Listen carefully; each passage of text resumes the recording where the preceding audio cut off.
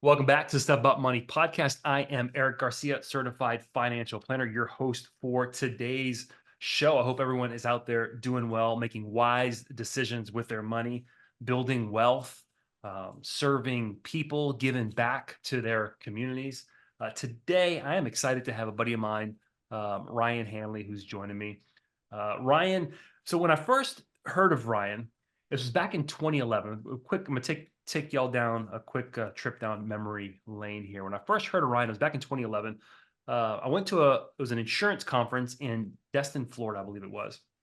And this young man got up on stage and spoke by the name of Jason Cass. A lot of you listening know who Jason is. Jason's become a dear friend of mine. And Jason spoke, he's a young agent speaking to a traditionally old community of people, right? Insurance people. And his message was so fresh. It was so different. I knew how to meet him. So I run up to the stage. I shake his hand. I introduce myself. I said, "Man, I love what you have to say. I'd love to stay connected." We exchanged information, and he said, "Hey, if you like what I said, there's this other guy. His name is Ryan Hanley, and Ryan. And I don't think Ryan and Jason knew each other, had met in person yet at this point, but." He said Ryan recorded 100 videos in 100 days, and they're like 2-minute long videos, and all they are frequently asked questions. So when a client would call and ask a question about insurance, Ryan would record it and then throw up a video. So I went back to my office and I'm searching Ryan on YouTube, and I'm watching through his videos. And it wasn't until maybe 8 years later that we actually met in person, or in 2020, it was in San Diego at a conference Which where is we still actually, crazy that it was that. it took that long, right? Yeah, yeah, it's crazy.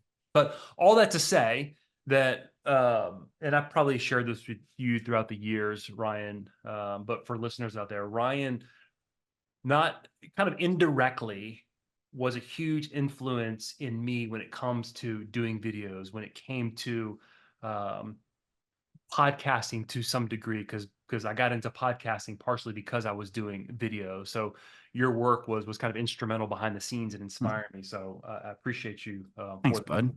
Ryan. But anyway, so who is Ryan Hanley? Ryan today, this is pretty cool, and this is after this episode airs, what I'm going to say is going to be outdated. So if you fact check it, it's going to be outdated. I'm going to tell you why.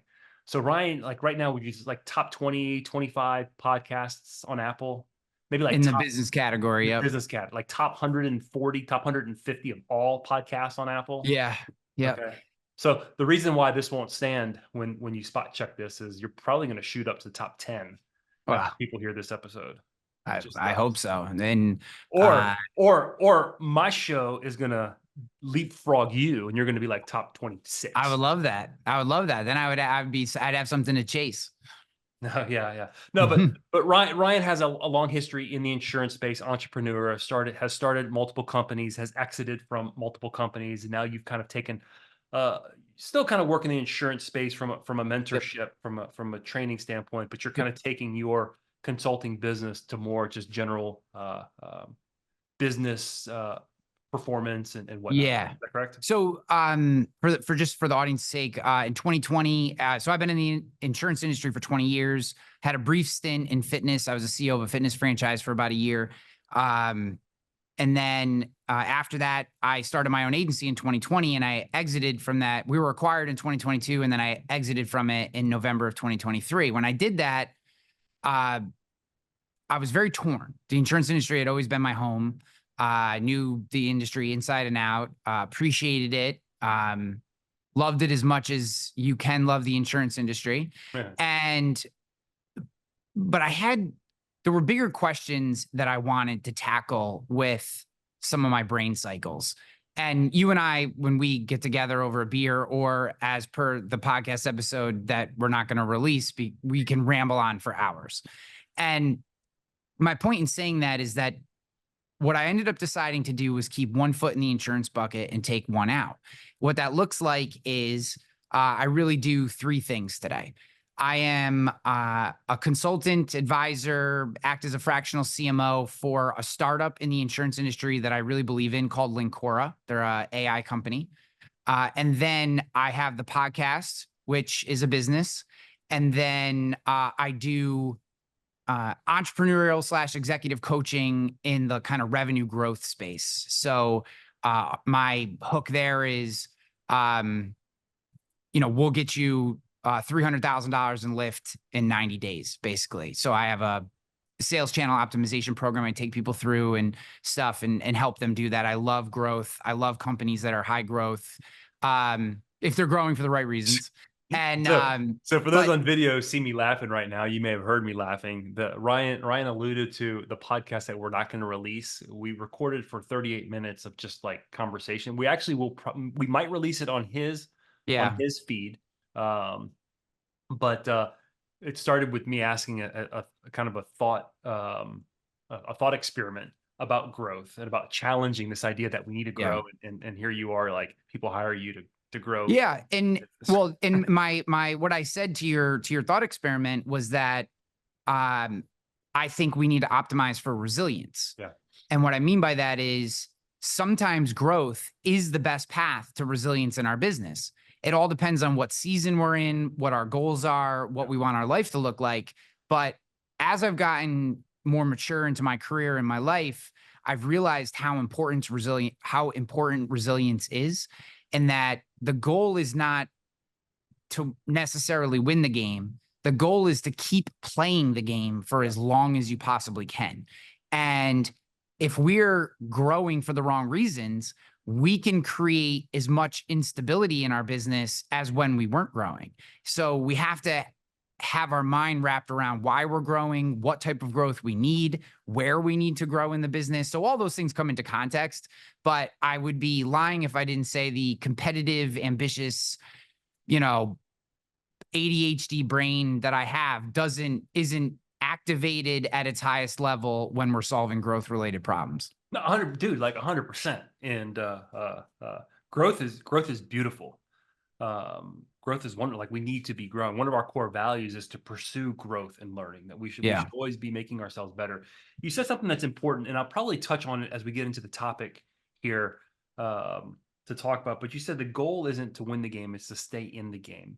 Yeah. And I know you're a pretty active reader, and I'm sure you've read. We've probably talked about Atomic Habits. Oh yeah. And when I read Atomic Habits, James Clear, he introduced a concept to me that actually changed how I do financial planning.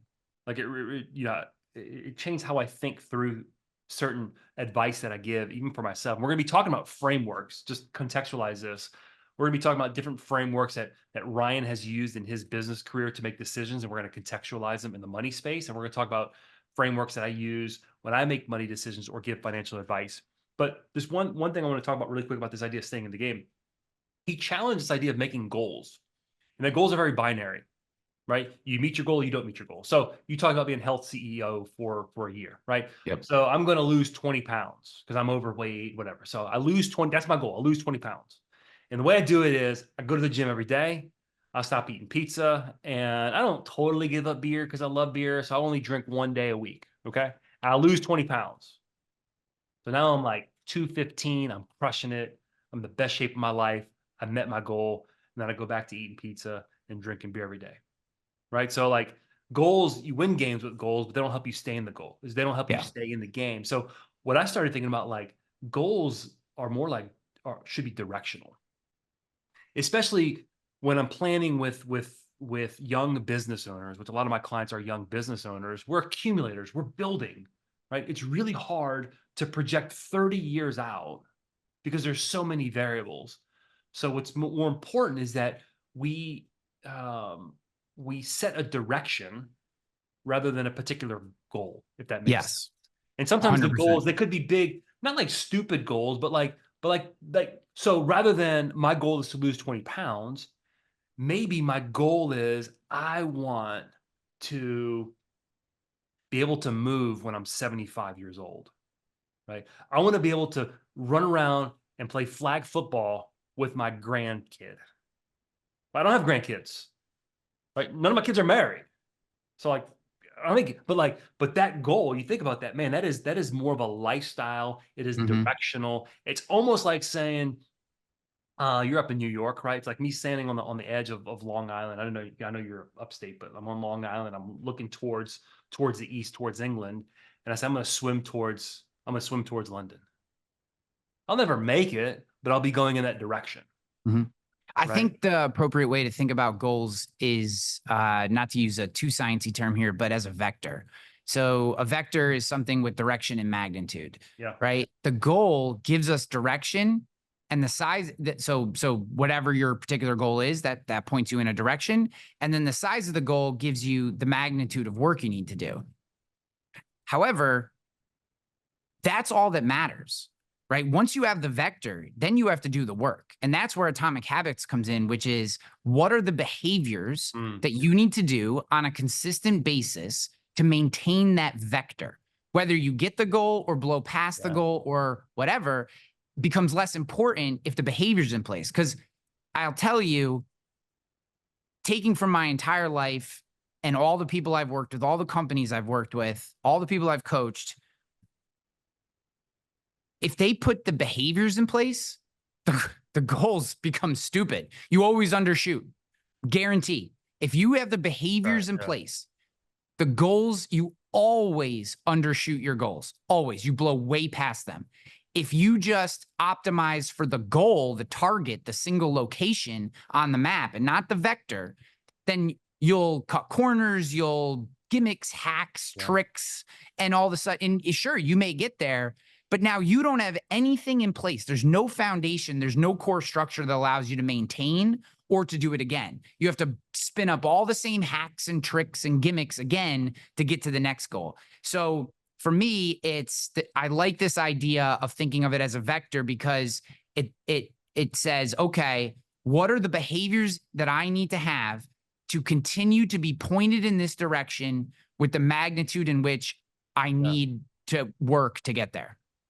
I want to signpost this. I want to sit here for 1 second. I want this to sit to kind of marinate in people's mind because I think at some level we're hearing this and it's like, yeah, this is good, this is good. But I think that when we leave, we act differently because Yep. I would say the majority of the business world, a majority might be an extreme. I don't have any data for this, but for a lot of the books that I read and stuff that I've heard, we're encouraged to goal sets, particularly if you come from a sales type organization, right? We have the goal set, which is I think is important to some degree. Where do you want to be?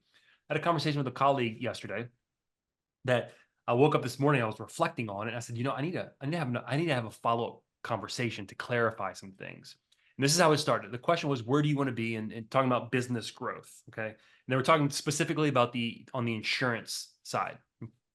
Um, where do you want your business to be in terms of revenue in 5 years? And like, I didn't have an answer. Like I said, I don't know. And they looked at me like, well, what do you mean you don't know? Are you not like a business owner? And I'm like, I mean, maybe it passes through my mind. It'd be nice to be here, but I really don't focus necessarily on the end. I'm more focused on like the means and the behavior. Right. Mhm. So if we're doing the right things, and my goals are more annual. Like I'd like 20% growth per year. Well, how are we going to do that? You get really granular. So I do have something, and I could extrapolate out where do I want to be in 5 years. I can do the math, of course. But my takeaway was don't I don't really know. I'm not going to sit here and beat up an end because if I focus on the right activities and I evaluate the activities from time to time, are they still the best and right activities to do? Whether I hit the goal or not, to me, I'm more concerned about the way in which I'm meeting that goal. And I guess this goes back to the thought experiment that we had in our previous conversation about motivation. But my follow-up conversation is going to be like, hey, I don't want you to think that I'm just like randomly doing stuff and hoping, wishing Yeah. to be successful. Like, no, there's some intentionality. I think the important idea to pull out of what you just said is not beating up our goals, right? Goals are important. And for a long time, I didn't believe in goals because I was like you. I was like, if I'm doing the things I need to do every day, putting in the maximum amount of effort that I can put in relative to my current season of my life, then I'm going to get as far as I can possibly get, whether I have a goal or not. That's the way that I thought for a long time. Now, you can get pretty far with that mentality. And I did. However, it still always felt like a lot of things were being dictated to me, right? Opportunities were dictated to me versus me being able to dictate the opportunities that I created. So I had to do a lot of soul searching on this, probably 8 or so years ago. And because I got fired from a job that I loved. And what I came back with is it's both, right? And again, this coming back to the vector idea. You need to have a goal. What do you want your goal to be? I want in the next 5 years to be doing 1 million downloads a month for my podcast. I believe that the types of people that I bring on the show, the way that I'm able to question them, work them through a conversation, extract ideas, some of which are highly tactical and strategic. Some are stories they've never told before. I think that the way the podcast is going and my desire to help people, that's the impact I want to have, right? Okay. So let's say that's the goal. Well, that's great, but I can't beat that up because what if I get to 1.5? What if I only hit 800,000? Am I not going to be happy, right? If we over-index, if we beat up the goal, then we put all the value on reaching the goal or not. Okay. Now, the problem with that is it doesn't allow us to operate in the present. So I'm currently reading The Power of Now by Eckhart Tolle. I'm a huge believer in something I have to work very, very hard in my life to cultivate is being present. To me, it's one of the absolute core foundational characteristics of a human being and connectedness is their ability to be present with you. And I struggle with it because my brain is broken in a whole bunch of ways. Say that again. It's the number one what? Say that again. I want it just for emphasis. For me, it's a core foundational aspect of human connectivity is being present. You can't connect with someone unless they believe you're there with them in that moment. I don't think that's something that's for you. I think that's a human. It is for me personally, but I think it is broader as well.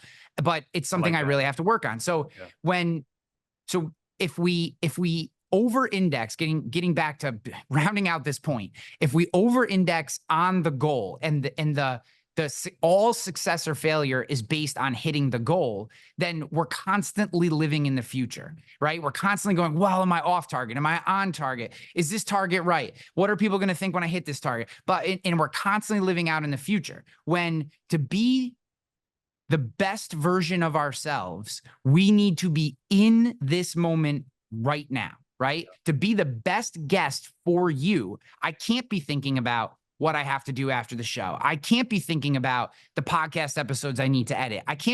I need to be right here with you right now, 100% present. Okay. So how we apply this to the goal thing.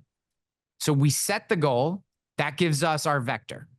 We then create the behaviors that we can do right now that get us there. And that's the victory that we have to every day get to the end of the day and go, was I present in the activities that get me to that goal? Yes, I was. Victory. Yeah. Right. And if you're a visual person, put a big ass calendar up on your wall. Dude, get a huge calendar. Do you have a big ass calendar? Yeah, it's right over there. Yeah. Yeah, mine's right there. I love it, dude. And you just, hey, good day, bad day, right? I do this so I wear a Whoop strap. It's a health sensor, kind of similar to Oura Ring, if people know what those are. And it tracks my sleep and my recovery. And I have a similar goal to you. I want to be as healthy as I possibly can for my family as long as I possibly can. So while, I will occasionally have a few beers or a cocktail and, French fries are a failing of mine, Dude, I live in New Orleans, man. Like, it's I know. Right. So, but at the same time, while I might love those things, if I want to be able to have a catch with my grandkids, a baseball catch, I'm not going to be able to do that if I'm 60 pounds overweight and I can barely stand up and my back hurts and stuff. So my point in saying that is this Whoop strap is how I stay present every day.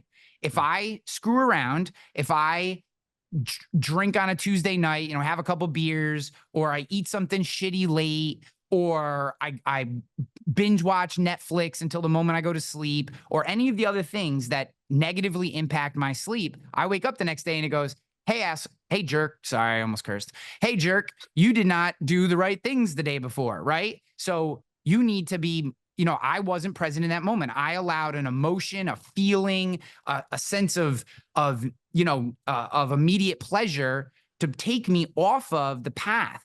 And that is why we have to do both. You have to set the goal, but don't put the victory on the goal. Put the goal gives you the direction. The victory is winning as many days as you can in a row and never miss twice, right? Never miss twice. I love that vector idea. I'm gonna steal it.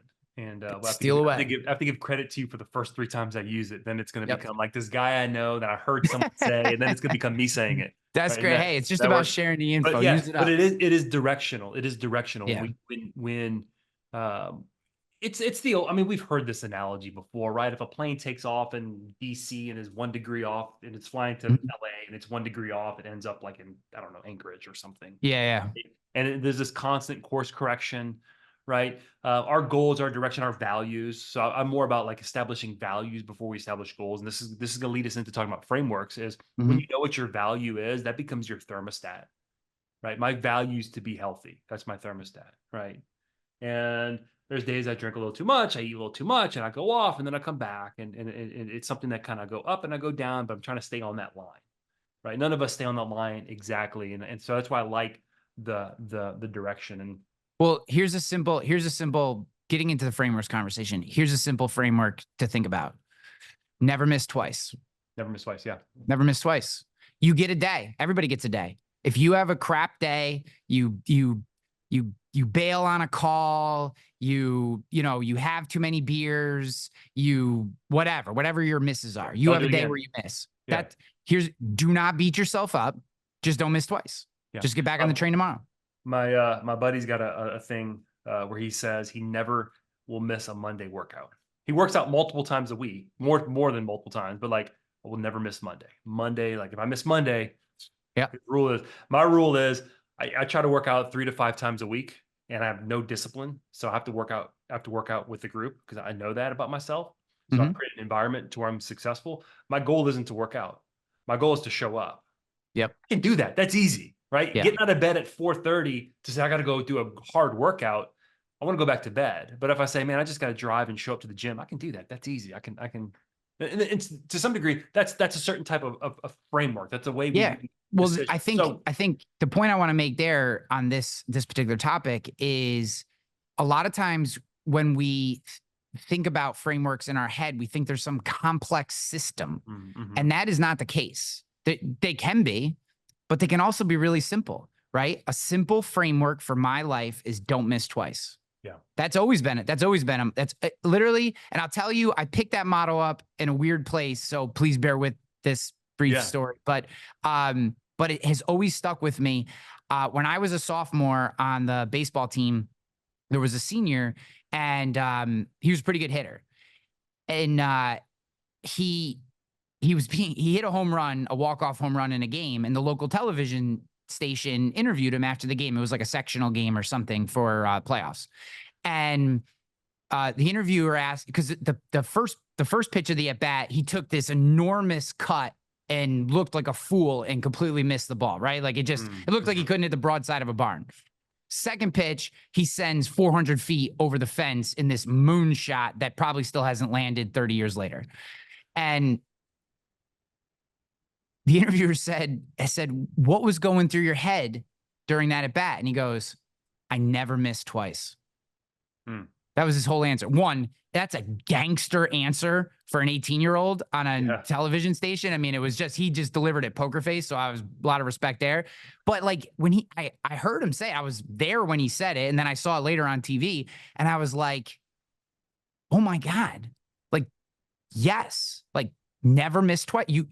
Everybody is going to miss once. Don't miss twice. Just your goal is to not miss twice. So that's an example of a very, very simple framework that you can apply to your life, which gives you the grace of I get to miss, but the responsibility of I'm not gonna miss twice. Yeah. And that's kind of how that works. So y'all been hearing us talk about frameworks, right? And I think I might have mentioned this. Ryan just gave a keynote where you talked about this idea of frameworks. So what I want Yep. to do is take this idea of frameworks. What are different frameworks that you're familiar with, that I'm familiar with, that we use, that we can use to make good financial decisions with? And, Yep. and there's some decisions, y'all, that we make that are more consequential than others, right? And I'm gonna say this, and I'm gonna skip the typical question that I ask of my guests, because I'm gonna give you the answer that you're supposed to give me today to make this make sense, right? The question of, and I'm gonna assume you're like most people, that you're average, Ryan. Question of, what's one thing about money that you know today that you wish you would have been taught in school? You know what the majority answer is? What most people tell me? What? Compounding interest. Yeah. So compounding interest is this idea that interest that I earned on my money today earns interest tomorrow. Those two pots of interest earn money the next day, and then you get this exponential growth, right? So if I start investing early, if I have more time on my side, I'm going to build more wealth over time. The majority of Warren Buffett's wealth was earned after age 65. He's been alive for so long that he is a beautiful living example of what building wealth over time, compounding interest. So if we take compounding interest, this idea of earning money exponentially, think about success in our life. Let's take it out of the investment space per se, but just talk about like success in life, generally speaking. It could be financial, it could be relationally, is that our success it compounds the same way money grows. When we make a series of good decisions, small decisions, every day, every week, every month, those good decisions tend to compound on themselves. Right? You've heard someone say we tend to overestimate what we can accomplish in 1 year and underestimate what we can accomplish over 10. Yeah. And that, to me, that is tied to this idea of compounding interest, because we fail to understand what a series of good years, good decisions, good behaviors can do over a longer period of time. Yeah. Right. There's one of my favorite proverbs. It says, "Wealth built hastily dwindles." Well, wealth built quickly. It's been translated, "Wealth built dishonestly." But this idea of quick money tends to dwindle. But whoever earns it little by little keeps it. Yeah. Right. So we see this idea in ancient literature as well. This idea of, man, if I can make a series of good decisions over time, then I am on the path to have a better chance of having success in life, both financial, relational, whatever it might be. Yep. And we make those decisions using some type of framework. Yep. So I want to talk about the different frameworks that we can employ. And I want to throw out the first one. And it's maybe less of a framework.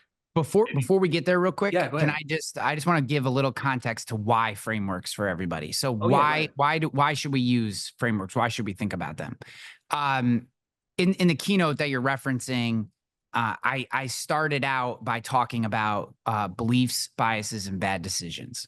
So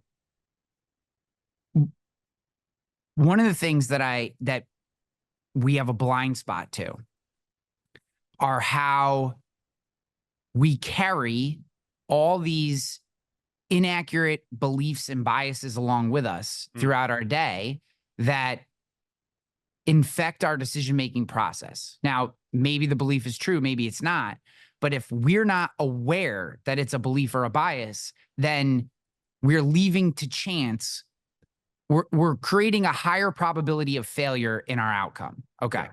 So one of the things that I share in the keynote is this idea of like a matador and a bull, right? Yeah. Well, we all know that when bulls see red, they go crazy, right? We all know that. Do they see red though, Ryan? Except for the fact that bulls are colorblind.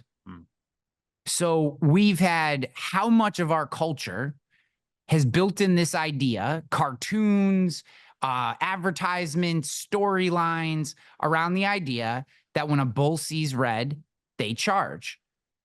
The bull charges because this son of a bitch just stuck 7 swords in his back, right? I'm pissed. and Yeah, he's hungry. I'm pissed. pissed and Why? starved, right? You know, and if you've ever seen a bullfight, I've never been to one They're like brutal, live, dude. but I've seen They're them on brutal. TV. Yeah. When the bull first comes in, they gotta prod that thing to piss it off a lot of times. They Yeah. don't always run into the arena pissed off, right? And they'll wave the little thing and they won't come after it because they don't even see the color. So you think about this silly example. This is a silly example, but this is something that if I were to walk up to you on the street and say, what color makes bulls furious? 99 out of 100 people would say red. Yet it's wholly inaccurate. They can't even see the color. So there's no way for them to see red and charge, right? That's just not what happens. So now we have to think about what are the thoughts and beliefs that we have if it's about money, and there's a ton about money, I'm sure, right? Think about the other product you sell and insurance, right? There are all kinds of beliefs and biases into the way someone operates, why people buy, how to run a business. There's all these little intrinsic beliefs and biases that we have that we're not aware of. The reason that I've turned to frameworks, and I haven't always been this way. This is a learned skill that I had to put in place because I was sick of, as I said before, having serendipity kind of guide my success, right? The reason that I'm such a huge advocate of using frameworks is because it forces us to think through a decision in a rational way by removing emotion, by removing belief, by removing bias and saying, okay, I need to get to here. I've determined that that's a good goal, right? A good place, a good vector to point at. Is that true? I'm saying I need to grow by $1 million this year. That's what I'm saying. Okay. And if I'm not using a framework, I might go, well, to get there, I have to hire 10 people and I have to buy this new CRM and we have to work through a framework to say, is that the right goal? Why do you need that goal? What is it that you're trying to get out of that? Let's work through a decision-making process to decide, is this what you really need? And then if it is, well, do you really need to hire a bunch of people to get there? What if you used an AI tool? What if you took your current team and optimized them? What if you outsource some of that growth to a third party or a VA, right? Like there's, Yeah. The purpose of using frameworks is to increase the probability of a positive outcome. It doesn't guarantee anything. Nothing's guaranteed. But if we're going to be successful, we need one more win than loss. So how do we get there? We get there through having a process that removes beliefs, biases, and emotions and allows us to think through it in a logical way that forces us to question those biases, emotions, and beliefs so that we can create consistent positive outcome. That's the purpose of using a framework. And I think you're going to agree with this, and it might sound like I'm pushing back a little bit, but just a point of clarification. I don't know that we can totally remove emotion and bias, but what frameworks do, hopefully, is it allows us to shine a light on it. Yeah, awareness. Because you're because I think 100% at the end right. of the day, even with money, when we sit down and so I was going to propose the first framework is this doesn't sound very scientific or anything, but it's identifying your value, right? Mhm. Values oftentimes are emotionally based, like what's important to me. Sometimes that's driven by emotion. So it's a thoughtful exercise of determining, hey, health is important to me, adventure is important to me, serendipity is important to me in my relationship, right? So these are things that are important. These are values. And then what it allows me to do when I make financial decisions, I can say, or life decisions, right? Because so many decisions in life are, I mean, money impacts almost every decision that we're making. Yeah. Right. I can stop and say, hey, does me drinking a 6-pack on a Tuesday night, binge watching, I don't know, I don't binge watch. I'm not judging anyone who binge watches, but does me drinking a 6-pack of beer 3 nights a week, does that really align with my value of health? So now I've got this mechanism, if you will, that's a little bit more objective that allows me to say, this doesn't align. So what is this value still important to me? And if it is, then I need to change my behavior. Yeah. So like a framework you could put up on that decision about the beer would be something like opportunity cost, right? Oh, okay. You take, opportunity cost is basically what is the gain and loss from doing the thing? What is the gain and loss from not doing the thing? Yeah. Right. And then measuring those two and figuring out which is more important to you. Now, you may see the 6-pack of beer and go, you know what? I need a freaking night where I check out a little bit, I have a few laughs, and I just need to loosen up. I've been grinding for 3 weeks, and this is what I emotionally, let's just say that's what you decide, right? There's probably better ways to do it, but let's just say that's the case. Okay, right? You weighed the fact that tomorrow you're going to be a little sluggish. You're not going to sleep as well, maybe a little hungover, right? So you're going to eat the fact that maybe the first half of your day is not great because tonight you just need to let loose. You need to blow off some steam, whatever. Yeah, Okay. because in that example, maybe you know what? Maybe I'm going out with friends and we're gonna have a couple drinks and just hang out and just Yeah. have fun, right? So Yeah. And we need that. Does that align with my value of health? Yeah, healthy. It is healthy for me to be in community and to build relationship. And I don't Yes. think either of us are advocating for drunkenness here, but Yeah. in that illustration, But let's say, so here's how this works. So on an individual basis, a single night, just taking a moment in time, opportunity cost makes complete sense. But now let's say we get to the next night and we buy the 6-pack again. We come home, we set it on the table and we're staring at it, right? Well, the opportunity cost is a little different to do it 2 nights in a row, Never especially miss if you're in your twice. 40s, right? Never miss twice. Yeah. Yep, never miss Yeah. twice, right? So now we start applying these. The point of frameworks in general is so that you are conscious of the decisions that you're making and the reasons you're making them. It's you brought it up. It's because you can't remove bias and beliefs. It's to be aware of them, Yeah. right? It's to say, I'm biased towards hiring people over technology. I believe that my role as an American and a capitalist is to employ people, and I know how to manage people, and people get more done, and I can trust them. Whatever your bias and beliefs are around that point, right? And that could be the right answer. And you could take the opportunity cost of hiring 10 employees or revamping all your tech, and it weighs better for your decision. Or you may look through it and go, God, I always over-index on people and it hasn't worked in the past. And you know what? Maybe 2 people and some technology is a better way to go. Even though, man, I really want to hire people. Yeah. But, right? So now I'm aware of what my bias is. I'm aware of what I think the solution could be. But if we then work it through a framework that, whatever's appropriate, say opportunity cost in this scenario, right? We could still choose what we initially thought and what our biases pushed us towards, but we're doing it in a conscious way, not just unconsciously pulling the trigger, just pulling the trigger on a decision and moving forward, without examining everything. That's the point. Again, it's not, your belief could be right. It's just, if you only make decisions on beliefs or biases or emotions, you are drastically increasing the likelihood of a negative outcome. So that's why it's important to define what's valuable to you, what's most important to you. I'll give you a good example, and this would be maybe like a practical example of how you employ this using a value to make a decision. Someone had come to me and said, "Hey, I want to buy this type of car." It was like a $100,000 car, and I think you and I have talked about this before in the past. But question was, can I afford this car?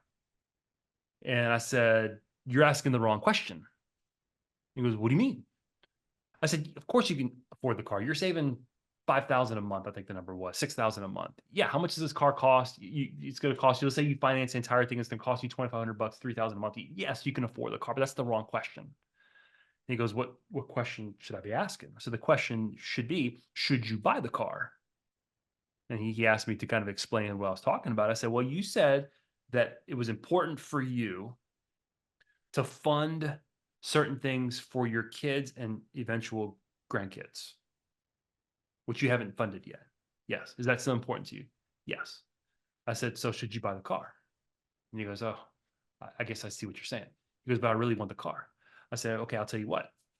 What if we saved up 25% down payment? And once we have that money saved up, we have this conversation. So he goes, so what do you mean? I'm going to take that money to buy the car? I'm like, yeah. He goes, I don't know if I'd want to do that. I said, why? He goes, I don't know if I'd want to part with my cash. And I said, then you shouldn't buy the car. Right. Yeah. So by using values, that simple conversation said, hey, let's use the value as the lens to make this decision. Yeah, Right. that's exactly it. Um, That's the so whole point of what I'm trying to share with this keynote and with a lot of my work is what you just described. And again, for those that don't know my story, and I'm assuming most of you don't, my 30s were very chaotic from a career perspective, very chaotic, huge successes, huge failures. And I got sick of it. I was sick of it, right? I was like, man, I work so hard. I care so much about what I do, whatever project I'm working on. Why is it that, you get in your head, why is this happening to me? Blah, blah, blah. And I live by, one of my core values is everything's your fault, whether it is or it isn't, right? Because the only way that you can find a solution, regardless of who's actually at fault, is if you take responsibility and you make changes in your life, right? So that's always been a core value for me from when I was a little kid. I don't know if who instilled that in me, but it always has been. I always just say, and actually one of the posts on LinkedIn that I got the most hate for, which is phenomenal, was a post that was titled, "It's All Your Fault," where I basically broke down this idea that the only way, it's cliche, but true, right? The only way out is through something.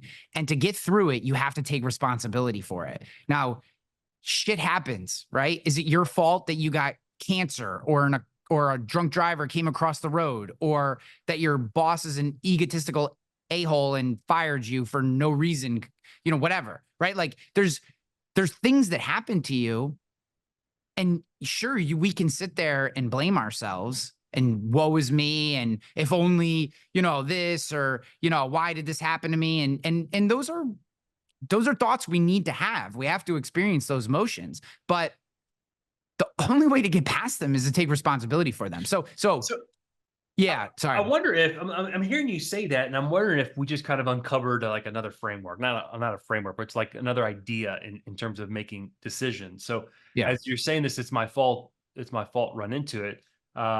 There's a story I heard. I'm assuming it's true. I've never fact checked this. I don't know who I heard this from, but it said that buffalo, when a storm is approaching, run into the storm.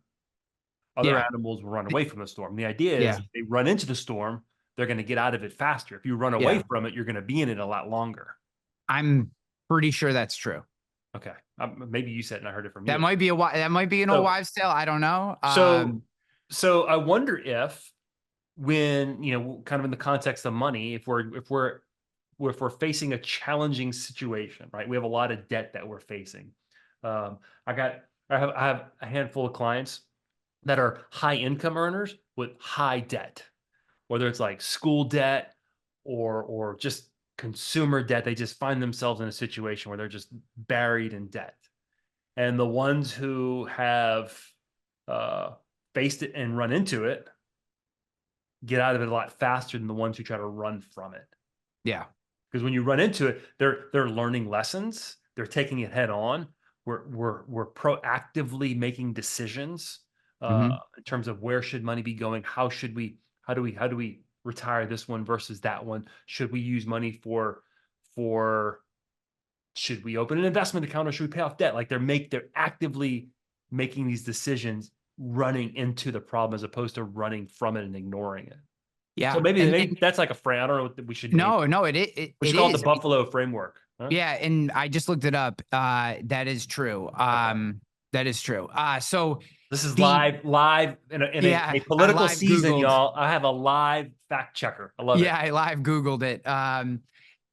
So that's exactly the reason why. That's why I found frameworks. Was I was, high energy, high emotion. I had a strong set of beliefs, and I charged into every situation head first. And I also have an incredibly high risk tolerance. So I was not considering other people. There was all these things that I was doing which led to success, but also created all these opportunities for failure. And that kept happening. And I finally had to say to myself, and this came through reading tons of books, and this, this wasn't like I just created this out of thin air.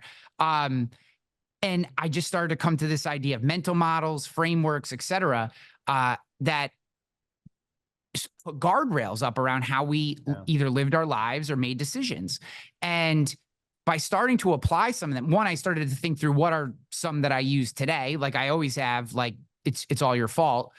And then I started, well, what are other frameworks that are out there, right? And I came across things like, terms that I had heard, but never really put too much thought in. Give us one. Give us one. I threw one out. Your turn. Yeah. So like, big ones for me are, just give me one. Let's stick with one. Don't throw two out, because if you throw two out, you and I will get lost. Another one that we've all heard, but we never apply, is the 80-20 rule. Okay. We've all heard it. We never apply it.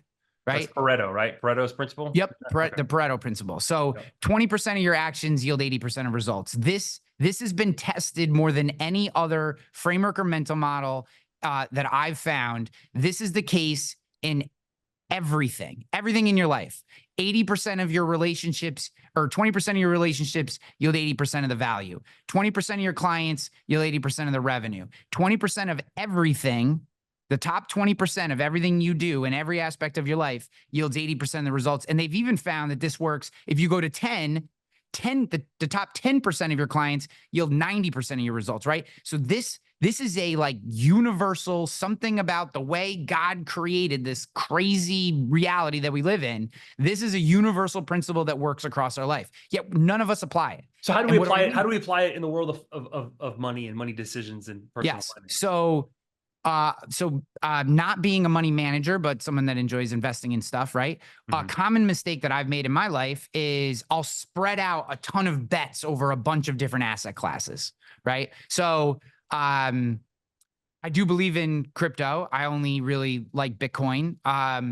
But there was a time when the crypto craze first happened that I had crypto bets across like 20 different coins, right? And I'm looking at it going, geez, I have this like little sprinkle here and yet all my results are coming out of Ethereum and Bitcoin. So why do I have these things over here? Potential home runs or whatever. Like but not like the results are showing that all of the growth in that asset class for me was coming out of 2 coins, and I had money in 20 coins. So what I did was once I kind of came to my senses, I guess, was I sold all the other crap. I actually sold all the Ethereum too, put it all into Bitcoin, and I've made tens of thousands of dollars off that. Yeah. But it's because I looked at, I took that asset class, did an analysis, figured out what the top, where the results were coming from, and it was from these two, and I dialed into it. It doesn't mean that you can't have little other things, or that you shouldn't, some people will be like, well, what does that mean? I shouldn't serve the other 80% of my clients. No, that's not what I'm saying. But you could improve maybe your profit margin if you started to find more clients that looked like your top 20%. Let's go back to the investment, because this is really interesting. And I don't have any numbers on this or any statistics on this, but this is an interesting dilemma, right? Because we understand diversification. Diversification is important. Let's move away from crypto, because I think in the crypto world, we're still dealing with something that is speculative to some degree, right? Because it's not regulated. There's still a lot of question about it. Maybe we're a little early. But investments in general, I wonder if you were to look at a portfolio, and again, I haven't done the research. Dude, look at the S&P 500 right now. Well, you got 7 companies. There's 7 companies. 7 companies running. The S&P 493 is down. Right? There's 7 companies, all this growth. As we record today, though, you probably would rather be in an equal weighted S&P fund than in the top 7, because today, as we record, I think that. But think about the last 4 years, dude. Right. The last 4 years, if you're looking at your 401k and you're going, this is amazing, the market's killing it, it's 7 companies. And really it was 5 until about 2 years ago. So again, this principle, now that doesn't mean you shouldn't be in the S&P. But here's the thing. Which 80 do I cut? We don't know. So from an investment standpoint, maybe there is some wisdom in saying, I'm willing to maybe trade off some potential reward. Think about it. Yeah. Again, we don't ever want to live in absolutes, right? Everything's in the gray area. So we take the 80, let's think about this S&P 500 thing for a second. So we have 7 companies driving probably 90% of the growth, right? So the equation is pretty close. That doesn't mean you take all your money and you pile it just into those 7 companies. Because again, as I started this and have said many times, resilience is the key, right? We want to be resilient. We want to be able to survive. So what that could say is, hey, maybe I want to take, if I have, $100, right? And right now I only have, $7 in those 7 companies. Okay.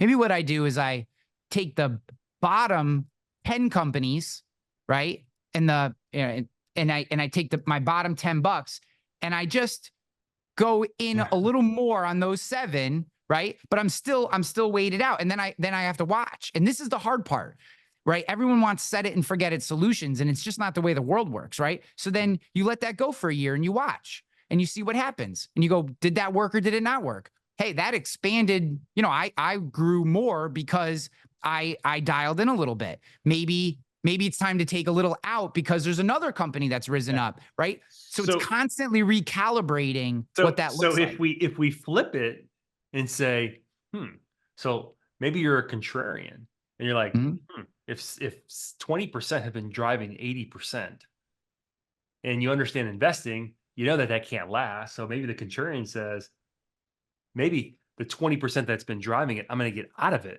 Because that train can't keep going on. So investing is I think this is an interesting. I don't know the research on it. I have to look at the research, but you're absolutely right. Historically speaking, we can look at the S&P 500 and say there's these top companies that always drive returns. We just don't know exactly which ones they're going to be until we see so it. Here's the other thing, dude.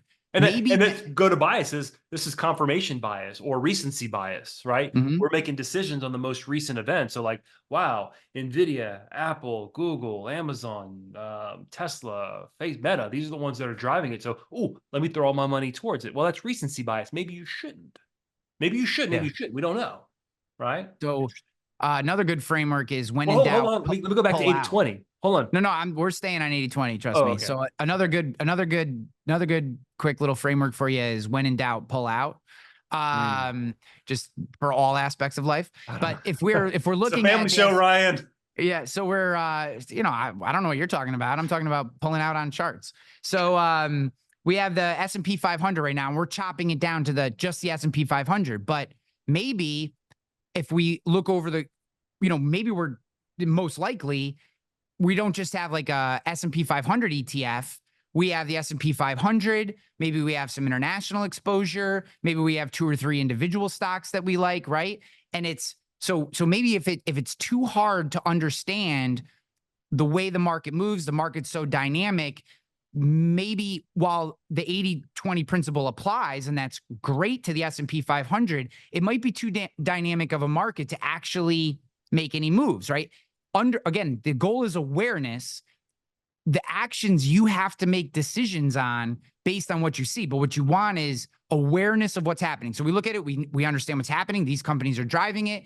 One option is to take some from the bottom and put it into the top. That's one option. Or we can pull out a little bit, look at our broader portfolio and go, hey, maybe the S&P as a whole, as an ETF, is what's driving that growth, right? And maybe these individual stocks that I picked, maybe that's not the play, right? Or we go back to this idea of not values per se, but what's my objective? Yeah. And sometimes I would argue that, again, maybe we're asking the wrong questions in terms of, should I be in this or should I be in that? And this ties to this idea of risk tolerance versus risk capacity. You talked about having a high risk tolerance. Yep. When the market's doing well, it's amazing to me how people who are traditionally conservative are aggressive. They have a huge amount of tolerance for risk. When the markets get a little crazy, we start to see, people's risk tolerance drop, right? So risk tolerance is tied a lot to emotions, and this is what we're trying to avoid. We're trying to avoid emotions driving decisions by using our framework. So I like this idea of risk capacity. Risk capacity says risk tolerance is tied a lot to our feelings. Risk capacity says, hey, Ryan, at your age, do you have the capacity to withstand market volatility, the ups and downs of the markets? You look at age, you look at net worth, you look at income, you look at free cash, the money that you have available to get yourself out of a mess if you get into one. And if you have capacity, risk tolerance to me is a little bit less, uh, should drive our investment decisions a little bit less. Now, I want to Yeah. talk about 80/20 in a different context. I didn't think about this until I heard you talking about it. A lot of, I mentioned I work with a lot of business owners, a lot of accumulators. Our ability to accumulate wealth or to save is tied to our ability to not spend, right? To keep our spending in check. And what I've noticed, I hate budgeting, but it comes up often. Cash flow management, money in, money out. We have to be able to look at our money and see how we're spending it and be able to cut somewhere. And what I've noticed is there's certain expenses that happen rhythmically every month. They're consistent. We have little control over them. Yeah, we can cancel our Netflix subscription, but it's happening. It's automated. It's the same. It's very it's fixed, right? And then there's some expenses that are more variable where we control the amounts. We control when they happen. So think about like eating out, grocery shopping, buying clothes, traveling, those are more variable. They're going to change dramatically. So one of the things I learned early on, and this I don't know if it's 80/20, but from a transaction standpoint, there's all these transactions that we don't have much control over. We're not going to go sell our house necessarily unless we're really in bad financial straits. We're not going to go we have to pay our debts. We have all this stuff. So let's move those to a separate account, to a separate credit card, so now I can focus on the areas that tend to be problematic for me from a spending standpoint: eating out, entertainment, travel. So what I've done was I've removed some of the noise, maybe 80% of the transactions or 20% of the transactions. So now I just have to look at the ones that are problematic. I have two separate accounts. I put money in one account to cover the fixed expenses. Remember, they're predictable. And then I have money in my other account, in my what I call a variable account. So now I can focus on those problem spending areas without the noise of the things that I'm not going to change, right? Yeah. So No, I wonder if that's 80/20, maybe some application or some ratio where 80% of my transactions are not problematic. There's just 20%. So let's just focus on that 20% or flipped around, however it works yeah, out. it's probably how that would work is I bet 20% of the actions create 80% of the negative Yeah. spending, right? It again, this principle has been studied up and down. And I promise you guys that if you go look into your life, this will apply everywhere. It's crazy. I mean, this is the most studied mental model framework, whatever you want to call it, that exists. Like they have tested this because I think, and I'm sure every genius economist has seen this and gone, that can't be true. There's got to be, and it's everything. This is in the animal world, with plants. 80% of the trees produce, or 20% of the trees produce 80% of the foliage. I mean, all this different stuff. It's just been tested all over the place. So Yeah. So I know you have a hard stop here in a couple minutes, so maybe we don't yep. go to another one, but let's sit here for a second. This is interesting as you were just saying this. So I wonder from like a particularly, a lot of the people you interact with, a lot of people I interact with are business owners, right? And a big part of the financial puzzle is revenue, Yep. driving revenue, right? Like from as a financial planner, I'm limited to what you have coming in the door. So Mhm. maybe here's a really good application is reflecting and maybe working with someone like Ryan or a business coach or an executive coach that says, "Hey, what are you spending your time doing? Mhm. Maybe you're wasting 80% of your time on activities that don't generate revenue.